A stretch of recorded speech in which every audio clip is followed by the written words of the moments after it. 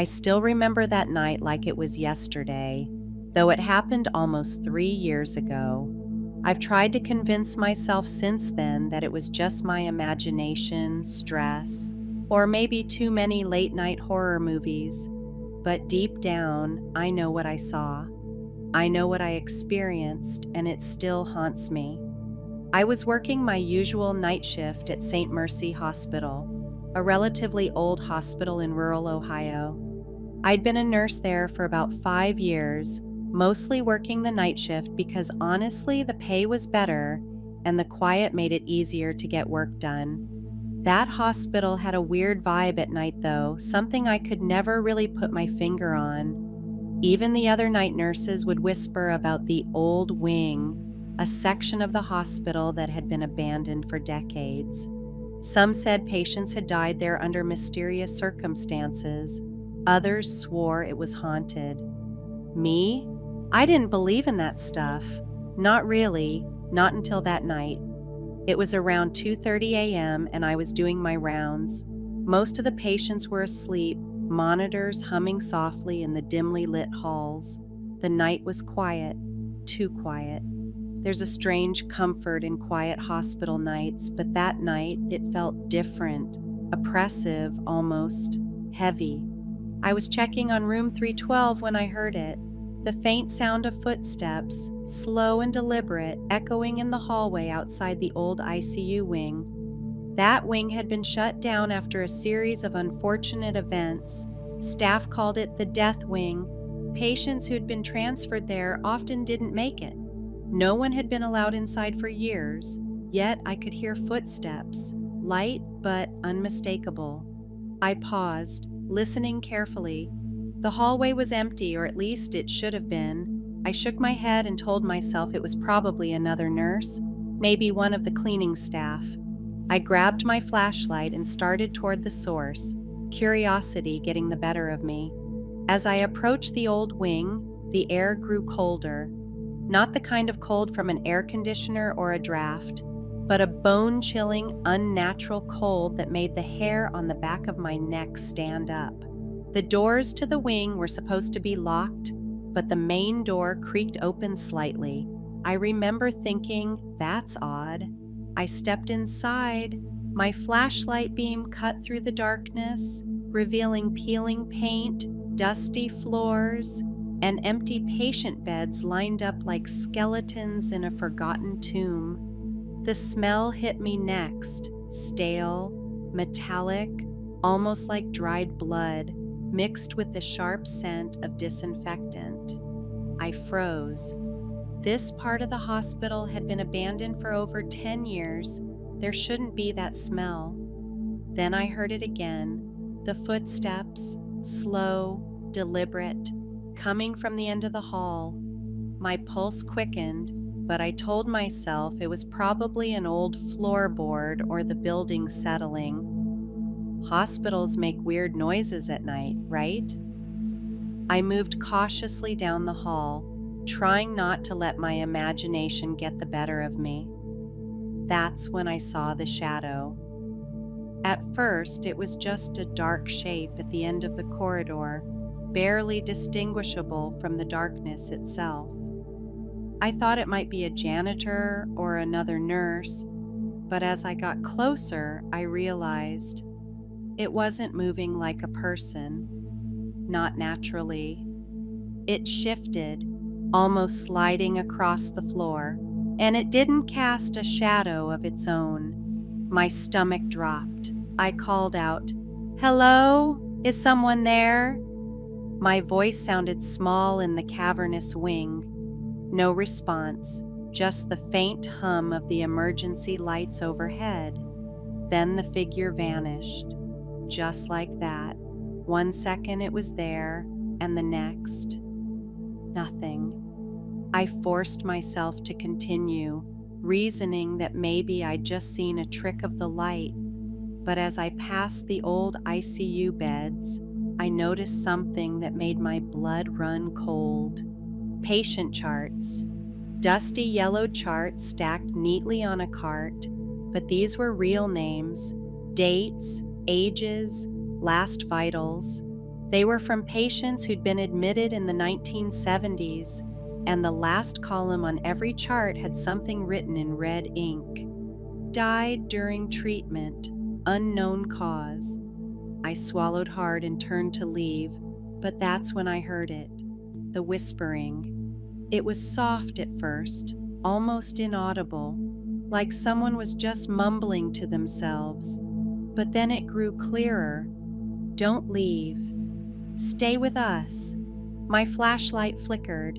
I froze, gripping it tightly as my eyes scanned the hall. There was no one there, just rows of empty beds. My rational mind tried to convince me it's the wind, the building, your imagination. But the whisper came again, closer this time, almost right behind me. Don't leave. I spun around, flashlight swinging wildly, and that's when I saw her. A woman, pale, frail, wearing a hospital gown from another era. Her eyes were hollow, blackened sockets staring straight at me. She floated above the ground, literally floated, her gown fluttering as if underwater.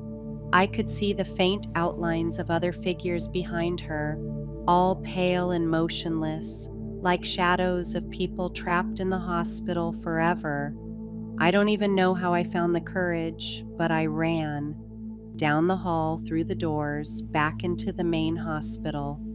I slammed the door behind me and leaned against it, gasping for air, telling myself it wasn't real. It wasn't real. But the next night, I went back. I couldn't help it.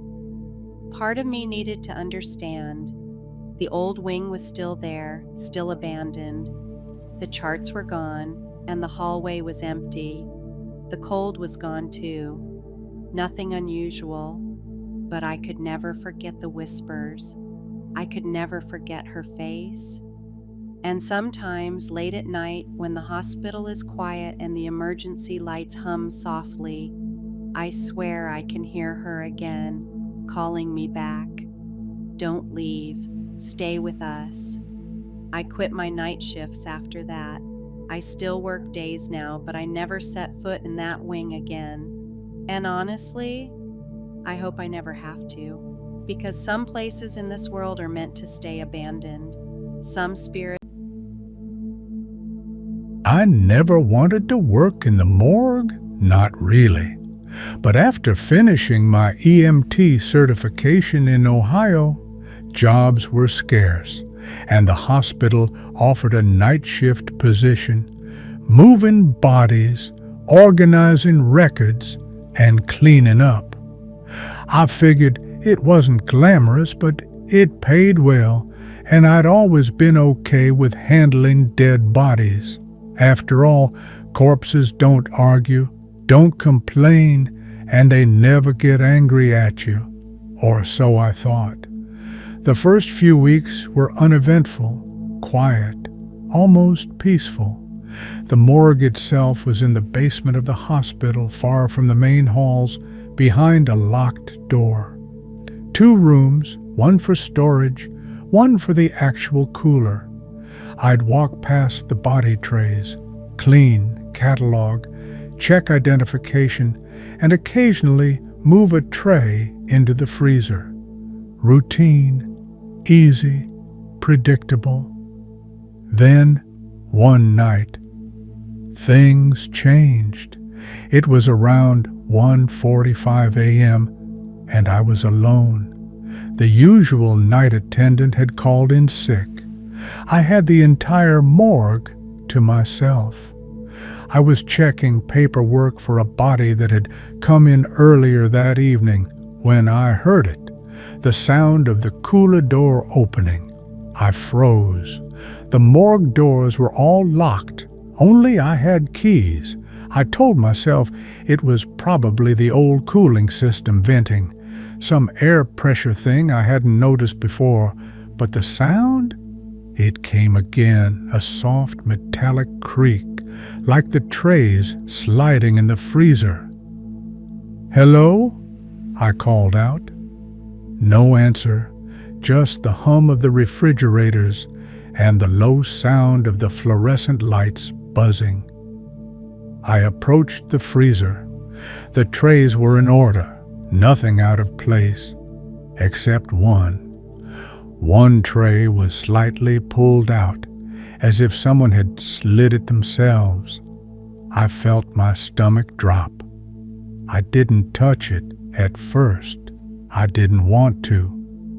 But curiosity and maybe stupidity got the better of me.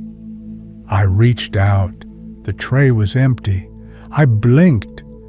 Maybe I had imagined it. But then I heard it, a soft whisper right next to my ear. "Why are you here?" I spun around. The room was empty. I could see the shadows stretching across the walls, the faint reflection of the overhead lights on the stainless steel trays. Nothing moved. I laughed nervously, trying to shake it off. "Yeah, right. It's just me, man. You're tired," I muttered under my breath. But the feeling didn't go away. The creeping sense that I was being watched. I went back to the paperwork. Then I noticed something odd. The name on the tray. It wasn't right. I had checked it earlier. The body assigned to tray 7 was a man who had died in a car accident 2 nights ago. But the name written now, it was a woman, and the date of death was today. I stared at it. My hand started shaking. I walked over and opened the tray, half expecting it to be empty again. It wasn't. The body was there, lying unnaturally still, eyes wide open as if staring straight at me. Not the usual post-mortem stiffness, but alert, alive, almost. My first instinct was to run, but my feet were glued to the floor. Then the whisper came again, this time louder, coming from inside the tray itself. "Help me!"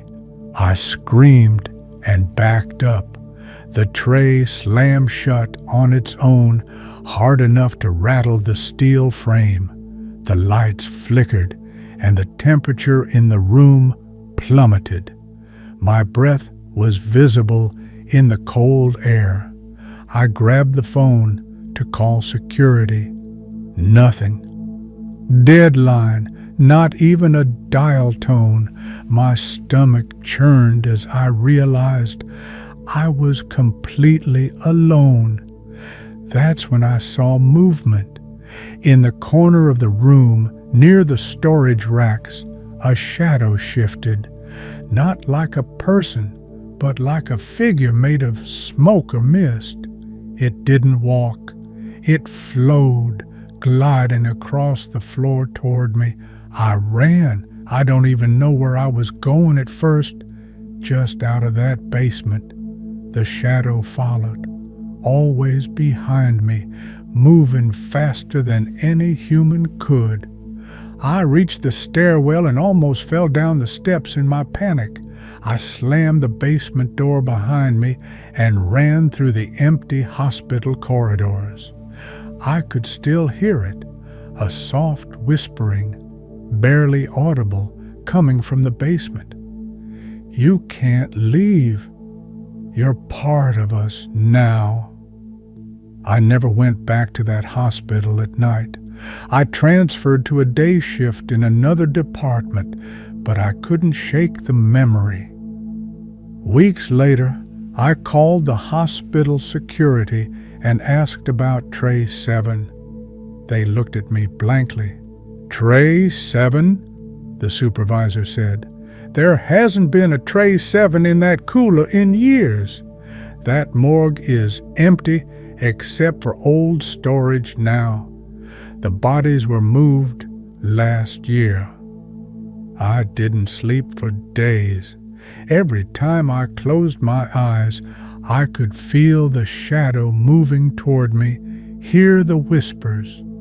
Even now, years later, I avoid dark places in hospitals. I avoid basements, and I never, ever go near a morgue at night. Because some places. I'm still not sure if what I experienced at St. Luke's Hospital was real, or if I'd just lost my mind that summer. I was a medical intern at the time, fresh out of med school, trying to make my way through one of the busiest hospitals in New England.